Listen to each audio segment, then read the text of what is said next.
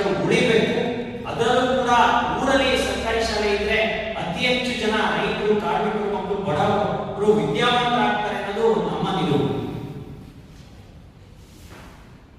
ಆಮೇಲೆ ಇದೇನು ಹುನ್ನಾರ ಇದೆ ಸ್ನೇಹಿತರೆ, ಒಂದು ವರ್ಲ್ಡ್ ಬ್ಯಾಂಕ್ ಆಗಿರ್ಬೋದು, ಏಷ್ಯನ್ ಡೆವಲಪ್ಮೆಂಟ್ ಬ್ಯಾಂಕ್ ಅಲ್ಲಿ ಸಾಲ ತಗೊಂಡು ಇವತ್ತು ನಮಗೆ ಶಿಕ್ಷಣ ಕೊಡುವಂತ ಪರಿಸ್ಥಿತಿಗೆ ಬಂದಿದೆಯಾ ಸರ್ಕಾರ ಅಂತ ನಾವು ಪ್ರಶ್ನೆ ಮಾಡ್ತಾ ಇದೀವಿ.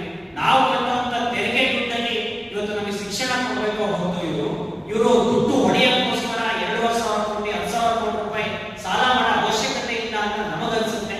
ಈಗ ಇವತ್ತು ದಾಖಲಾತಿ ಕೊಟ್ಟಿದ್ದೀವಿ ನೋಡಿ ಸ್ನೇಹಿತರೆ, 2015-16ರಲ್ಲಿ ಸರ್ಕಾರಿ ಶಾಲಾಗಳಲ್ಲಿ ದಾಖಲಾತಿ ಸಂಖ್ಯೆ 49 ಲಕ್ಷ ಇದೆ. ಅದು ಇವತ್ತು 37 ಲಕ್ಷ ಹಿಡಿದಿದೆ. ಹಾಗೇನೆ ಪ್ರೈವೇಟ್ ಸ್ಕೂಲ್ಗಳಲ್ಲಿ ದಾಖಲಾತಿ 21 ಲಕ್ಷ ಇದ್ದಿದ್ದು ಇವತ್ತು ಆಲ್ಮೋಸ್ಟ್ 38 ಲಕ್ಷಕ್ಕೆ ಏರಿದೆ.